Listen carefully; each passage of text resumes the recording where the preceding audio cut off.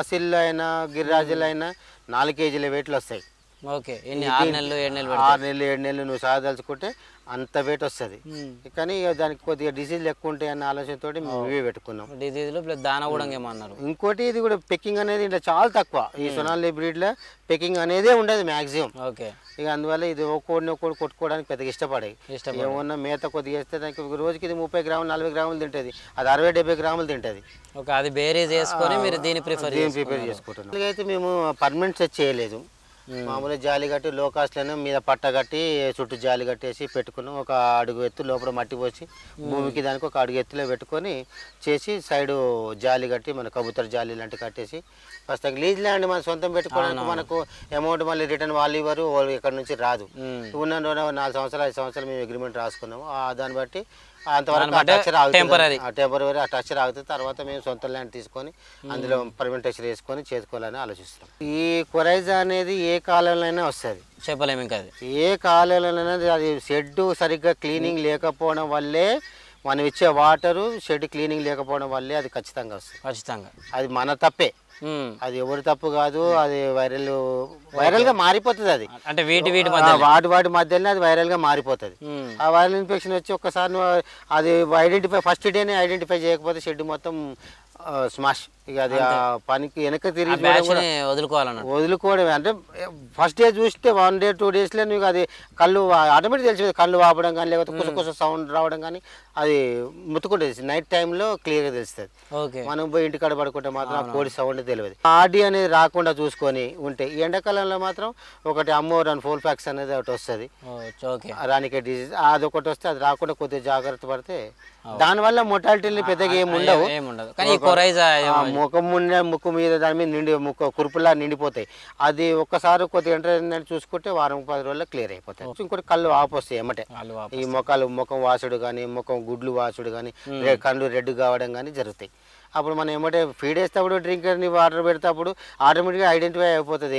చూస్తుంటాం కనుక రోజు చూసే కోళ్ళు కనుక మనకు ఆ లీటర్ కూడా కొద్దిగా వైట్గా మారుతుంది. ఈ ఆర్డ్ ఎప్పుడైతే ఫామ్ అవుతుందో అప్పుడు ఖచ్చితంగా ఈ లీటర్ అనేది కొంచెం వైట్గా మారిపోతుంది. పెంట వాళ్ళని మ్యాక్సిమం కోడిని ఐడెంటిఫై చేయొచ్చు. అంటే దాని రంగు అవి మారుతుంటాయి. లీటర్ రంగు బట్టి ఇప్పుడు పచ్చగా వేసిందంటే కొద్దిగా లోపల వాంసపు ఇదైందని, లేకపోతే వైట్ వేస్తే దీనికి కొరైజా వచ్చిందని. తడి అసలు రాదండి. అసలు పట్టాలు కొద్దిగా కింది దించుకొని మనం మ్యాక్సిమం అందరూ ఏం చేస్తారంటే పట్ట కింది నుంచి పైకి ఎత్తుతారు. అది ఏమైతే అంటే వర్షం కొట్టినప్పుడు చల్లు కొట్టడం వల్ల ఆ వాటర్ అనేది షెడ్లోకి పోయి షెడ్లో కొద్ది ఈగలు ఫామ్ అయిపోయి మొత్తం అంతా రోగాలు రావడానికి అదే మూల కారణం. మేమేం చేస్తామంటే వర్షాకాలం కింద కట్టేసి మీదికి వెళ్ళి దింపుతాం. ఇప్పుడు కింద ఇప్పుడు పైన తాడు కట్టి ఉంది, దాన్ని అప్పుడు ఏం చేస్తాం, తాడు కిందికి పెడతాం, మీదికి వెళ్ళి రివర్స్ కట్టేస్తాం. రివర్స్ కట్టడం వల్ల ఏమైతే దానికి కొండి కొట్టేసి రివర్స్ కట్టేసి దానికి ఆడ పెడితే దానికి వెంటిలేషన్ ఎయిర్ ఫామ్ అయిపోతుంది. వాటర్ అనేది చల్లు కొట్టకుండా ఆగుతుంది. ప్రతి నెలలో ఒక బ్యాచ్ వేసుకుంటా. పర్ మంత్ 40-45-30 days మధ్యలో నేను ఫామ్ వేసుకుని నాకు 1400 కెపాసిటీ ఉంది. 200 పేస్ నేను పిల్లలకు వదిలేసుకొని అందులో బూడింగ్ పెట్టుకుంటూ ఉంటా. 30 days కాగానే ఒక షెడ్లో, 30 days కాగానే ఇంకో షెడ్లో, మళ్ళీ 30 days పిల్లలు అందులో ఉండిపోతాయి.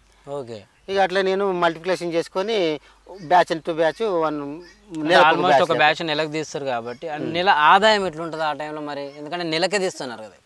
ప్రతి నెల ఇప్పుడు కోడి మీద వచ్చినప్పుడు నాకు మార్కెట్ రేటు బట్టి ఒక ట్రేడర్ 160 వేస్తాడు, ఒక ట్రేడర్ ఇప్పుడు నాకు వచ్చిన మంచి కోడి యాక్టివ్గా ఉంటే మాత్రం నాకు 220 రూపాయలు 210 రూపాయలకి ఎప్పుడు తక్కువ పోలేదు.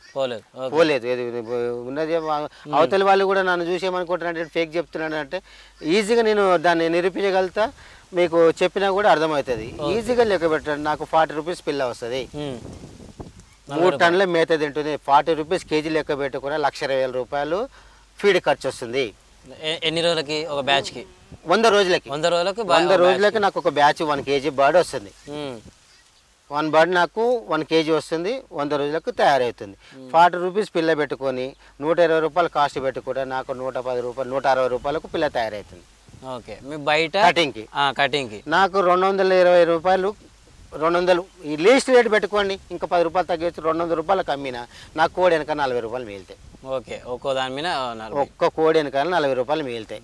అట్లా 1000 వేసుకుందాం. ఒక కేజీకి 40 రూపాయలు అంటే 1000 కేజీలకు 4 టన్నులు. 4,000 వస్తుంది. చాలు నాకు నెల వేలు వేసరికి 40,000 వస్తుంది అంటే నీకు ఏ జాబ్ చేసినా కూడా నాకు 40,000 రూపాయలు రాదు.